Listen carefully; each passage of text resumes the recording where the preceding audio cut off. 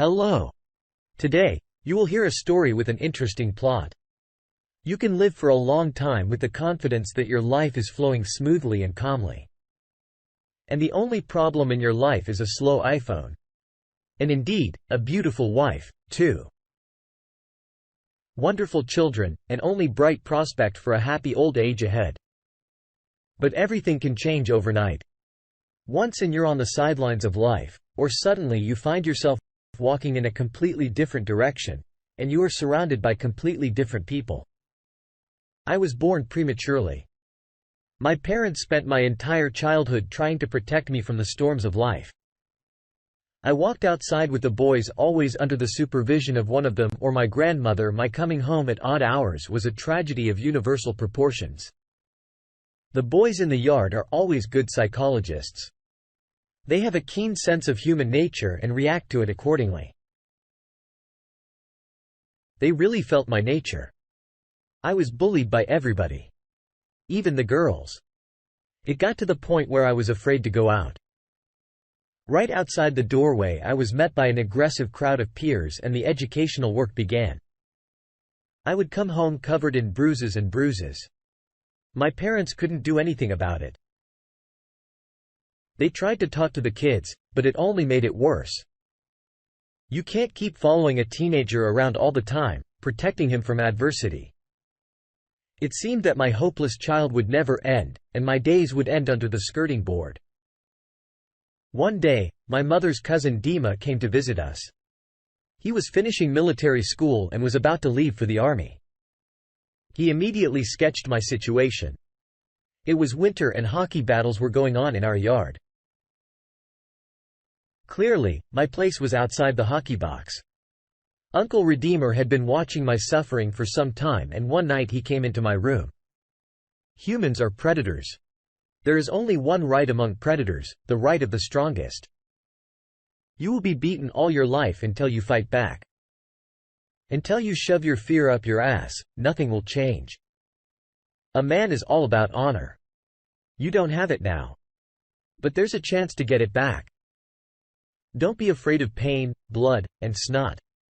Gather your wool into a fist and fight back with dignity. Let you lose, but your honor will not suffer. Dima stroked my head, lit a cigarette, and left the room. 2 days later, I was accepted into the hockey team. One of the boys got sick and I was assigned to replace him. The game was in full swing when our three-man offense rolled out to the goal. I gave an accurate pass to my teammate on the stick, but he missed. He couldn't put the game to bed in. A tense situation. Of course. I was blamed for everything. They called me all kinds of names. And at the end, the unlucky player even punched me in the face. All the accumulated rage at one point hit me in the head. Without thinking twice, I hit the offender in the face with my stick. The guy collapsed on the ice like a wreck. He had his hands over his face, but he was bleeding from the bridge of his nose. I grabbed the stick and looked around at the others. Everyone stood in silence. Until one of the guys said, "It's your own fault, asshole. You're a..." Had nothing to do with it. In the evening, the mother of the victim came running to our house. My parents were shocked. Our son had hit a man. They should be thankful he didn't kill him. Uncle Dima grimly joked and laughed. From that moment on, everything changed. Number one called me names or harassed me anymore.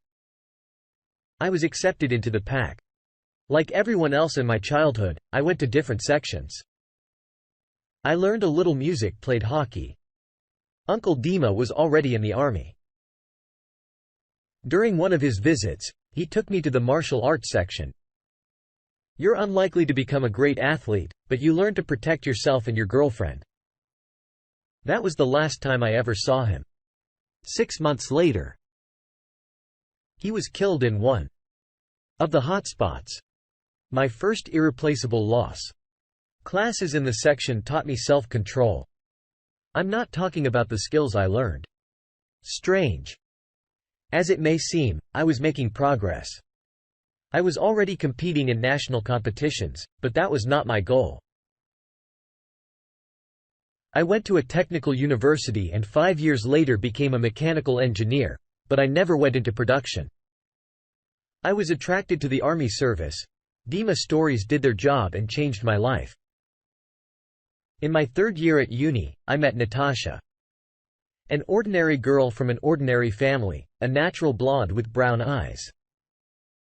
She was friends with my classmate by then and was going to marry him. There was not a spark between us, but lightning. She broke off the engagement with her boyfriend, despite the entreaties of her family and friends. 6 months later, we were married. A year later, twins were born. A boy and a girl, Dima and Moshe. I adapted quickly in the army. I went to a lot of hotspots. I even went to Africa. I was sent as an instructor to an African country. My job was to train their soldiers in artillery. I was an instructor in a mortar battery. That's how I served for 6 months. One day on my way back from training, I broke the main rule not to drink water from local springs. But it was hot and I couldn't help myself. As a result, I got hepatitis and was sent to the home country for treatment. I was hospitalized for about a month. Hepatitis is a sticky thing. My liver was the first thing that got hurt. When I was discharged from the hospital, the doctor said I was lucky, but there could be problems in the future.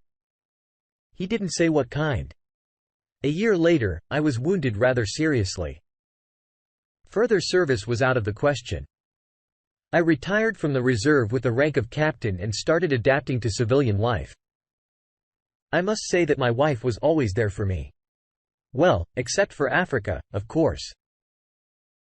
She never left me for a single day. Didn't go away like some wives to her mothers to take a break from her husband.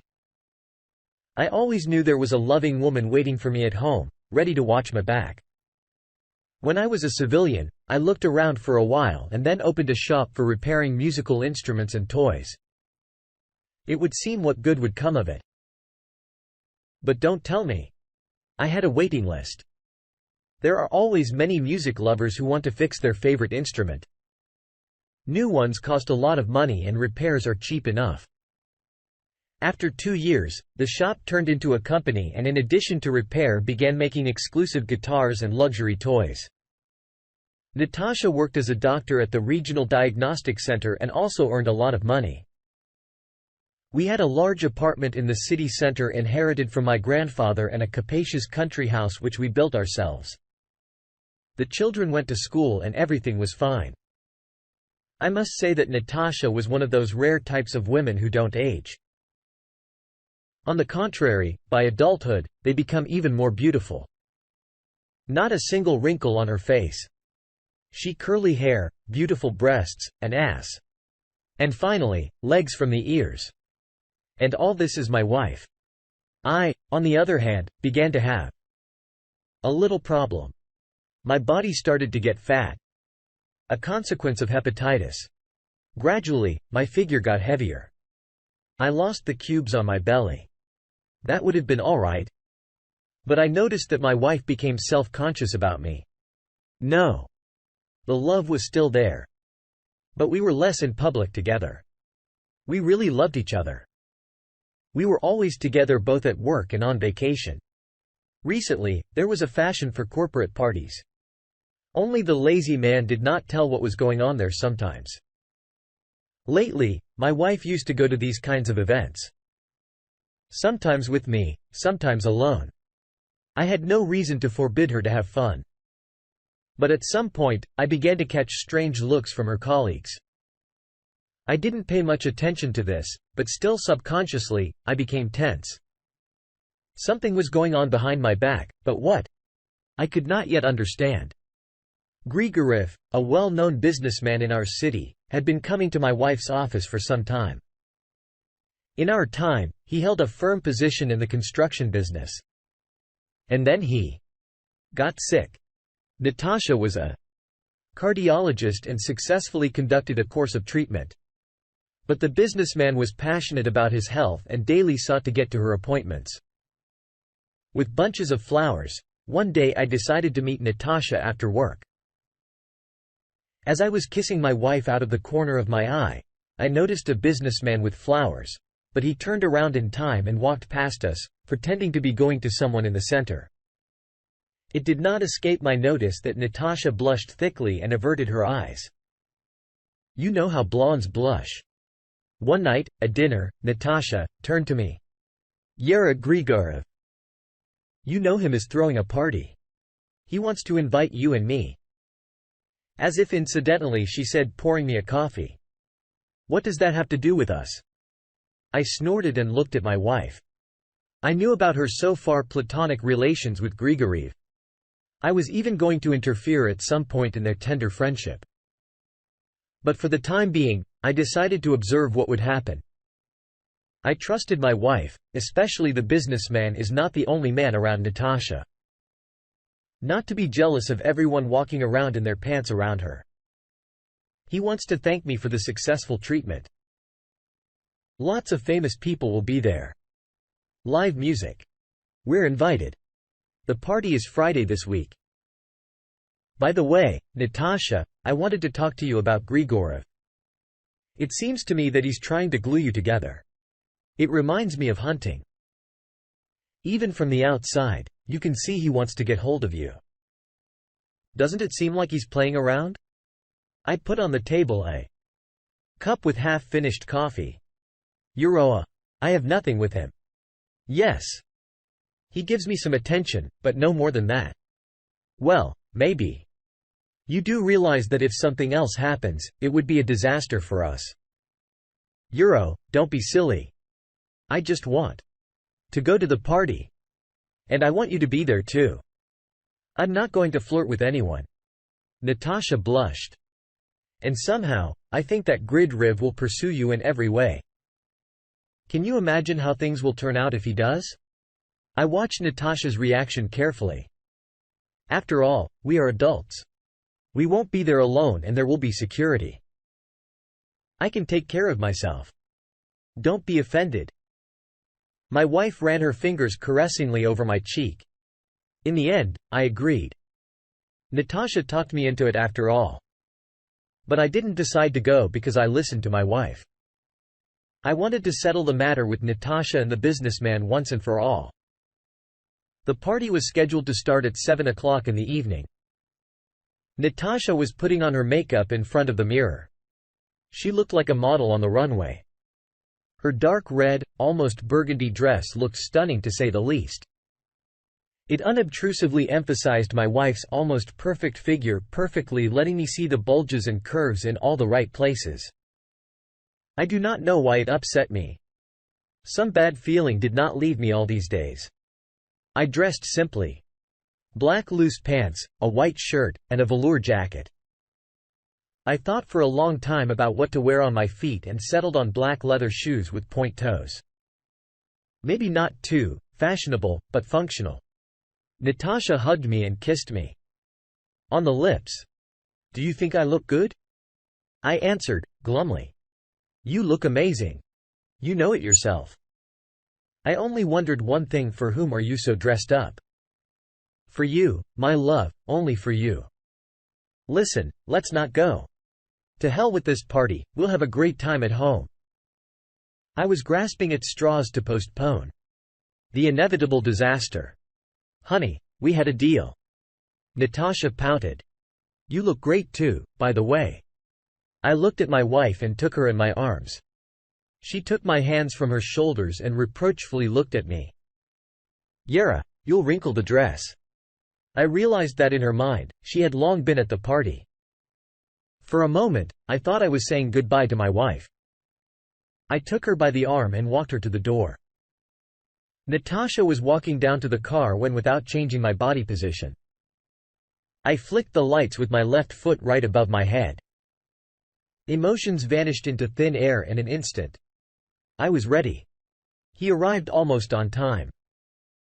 The gate was open and we drove freely to the parking lot in front of the house. The valet ran up to us, but I didn't trust him with my car. Then he just showed me the empty spaces. I didn't hesitate and took the last one to be able to freely leave the garage if necessary. I did everything on automatic, my subconscious mind, and my still not quite lost army skills worked for me. I gave the valet money and asked him not to force my car, leaving a free pass. Natasha looked at my maneuvers with surprise and concern. "What's all this for? It's like you're getting ready for something bad. Relax, my love. Everything will be fine." But I didn't care what she said. I just shrugged it off. "It's just a little precaution. We'll see how things work out," I answered vaguely. "The most important thing is that this party is not the end of our marriage." The wife suddenly turned pale. It seemed to me that she knows something ready for something, but what? Damn. It's getting bad before it starts. But maybe all is not lost yet. We walked to the front door and up the marble steps. Just before the door, Natasha turned to me. "Yura. Let's have fun today. Neither you nor I want any trouble. Let's relax and enjoy nice company and good music." The door swung open and the young man asked for our last names. I said our names. He looked at the guest list for a while and then uttered Natalavica and a companion. He looked at me and I saw a sneer in his eyes. "Two people, come on in, gentlemen, have a nice evening." I looked at my wife in surprise with a companion. Like a free supplement, cold rage stirred in my stomach. Natasha looked at me strangely and squeezed my palm reassuringly. As we passed, I saw, out of the corner of my eye, a contemptuous smirk on the lips of the guard. At the entrance to the hall, we were met by Mr. Grieger himself. Besides him, stood a young woman in a very short letter's dress. Her short cropped black hair beautifully framed her swarthy face. She smelled of expensive perfume. The owner kissed my wife's hand. "You are a miracle worker. I just have no words." Then the businessman turned to me. "You're Yuri. I've heard a lot about you. Nice to meet you. For you," he smiled at Natasha. "I'm just Boris." He held out his hand for me to shake. I took it. He started to squeeze it. I responded in kind, looking into his eyes. I could see that he was already in pain, and he was trying his best not to show it. Okay. That was enough for the first time. I unclenched my palm. There was a long pause. Then just Boris smiled and said, "Come on in, friends. Make yourselves at home. Meet our other guests." He did not introduce his companion to us. Dear listeners, your support is very important to us. If you like our story, please like, comment and subscribe.